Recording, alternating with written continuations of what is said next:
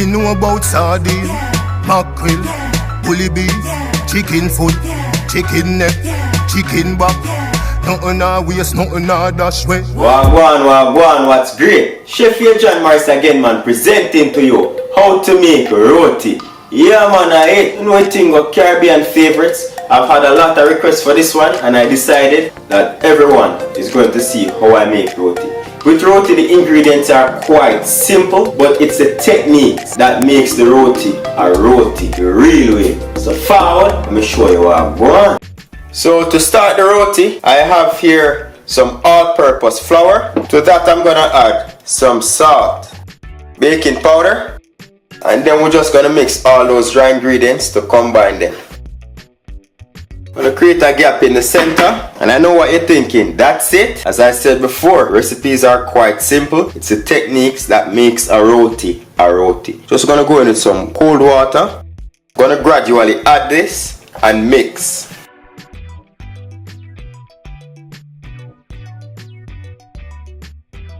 Alright, so now that we've gotten most of that done up, we're gonna go in with our hands. Gonna scoop and fold that in. You need the dough to be a little bit sticky. I need a touch more water in there. So about 2 minutes in kneading. So there you have it. Nice sticky dough. That's what you're looking for. I'm gonna roll this out. Ensure that your surface that you're using is very clean. I'm gonna divide this into 2 and then 3. We're gonna get 6 rotis from this dough. Alright, what you want to do now, set your fingers like this, put them all together, and then use your thumb, put it like that, so you have like a gap in your hand. Cover the dough and you roll. So the dough bounces off the walls of your finger to form that ball. So it's a bit bigger than a golf ball size, and that's what you want. Put that aside. And we're going to repeat this process until all our dough gets rounded. For those who cannot do that on the countertop, you can always put it in the center of your palm and just roll. And there. So we do this because when we're rolling it out with the rolling pin, we want to get an even circle. So we ensure that the dough is round like a ball, so that when we roll it out, we get that even circle all around. Next, I'm going to add some all-purpose flour onto my surface. Dip my dough in the flour, and then I'm going to flour my rolling pin as well. And we do this so that the dough doesn't stick to the rolling pin. So flour on the surface, flour on the dough, and flour on the rolling pin, and we'll just roll away. So this is why we made the dough soft, because when we have all that flour, it's just going to help to formulate the dough more. But if you make a dense dough and you add more flour, then it's just going to be really rubbery. So make the dough a bit sticky, so when the flour comes in contact with it, it just brings it up to the texture that we're looking for. Turn that over. It's going to get this about 6 inches wide.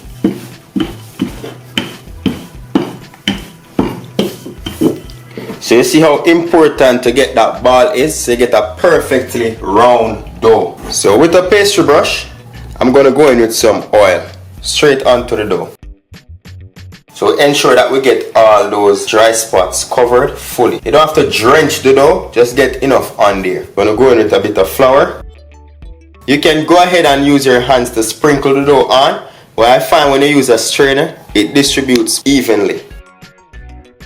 We add the oil and the flour onto the dough so that when it's time for us to roll it out again, we're creating layers within the dough. Just going to use our knife and put a cut halfway down the middle. Bring the dough down and fold that at 3 o'clock.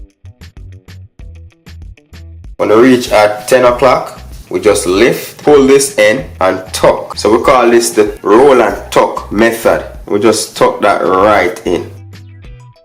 So as I said, by doing this, you're now helping your dough to create layers for when you make your roti. Tuck that right in, just like that. We turn that over, we tuck that in. So now you realize we're back into a ball again. That's what you want. I'm going to go in with some oil, brush the dough, just so to prevent it from sticking and also to keep it moist. We just place it on a tray. We're going to repeat this process until all our dough are rolled out and tucked. After which, we'll be right back. So there you have it. We have all 6 doughs rolled out and tucked. We're just gonna wrap these with some plastic wrap and allow them to proof for 20 minutes, and then we'll be right back. So now our 20 minutes has passed and our dough is already proofed and ready to go. Just gonna remove this. I'm gonna roll these out one at a time. So just before I start rolling these, I turned my stove on to number 5 so that it can heat up, and I'm using a big frying pan. This is the frying pan that I'm using, a big size one, so it's about 12 inches, and that will do for my size rotis that I'm going to be doing. Dust my surface again onto my dough, and also my rolling pin. I'm just going to roll this out to about 12 inches wide. Flip it over and get some of the dry dough on there so it doesn't stick to the surface as well as the rolling pin. We just stretch the edges to get it evenly thin and one big circle.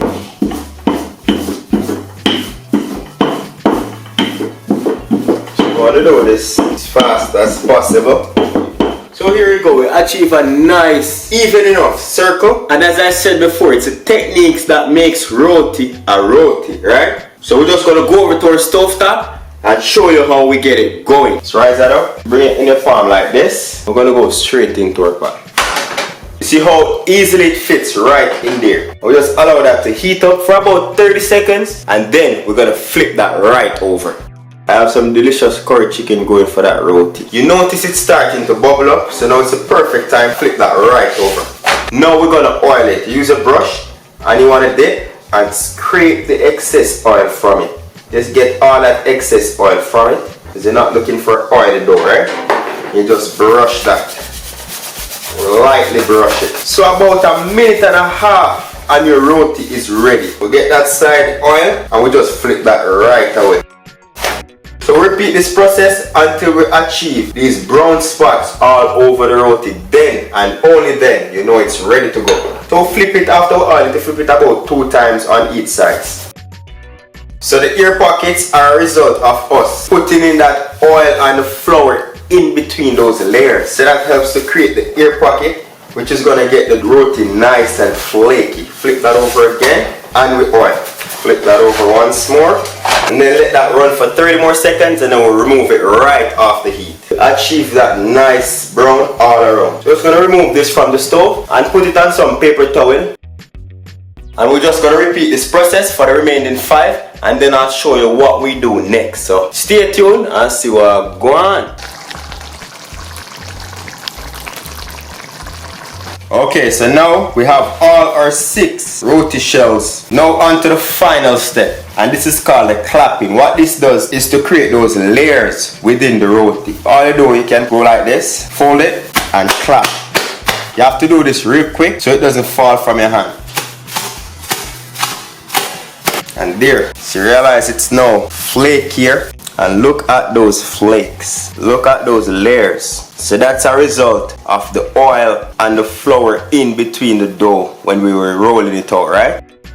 Thumbs up if you like roti and let us know what do you eat your roti with. And there you have it, roti made easy here on Morris Time Cooking It. Once again, thank you very much for watching, and do remember to hit that subscribe button to stay up to date with our weekly postings. Until next time, safe travel upon the gravel and go and big up on yourself. We see another dinner for later. But know you fast, girl, you never tell me. Cause on any man can feed you. So that's why I always take me to the kitchen. Yeah, yeah, yeah.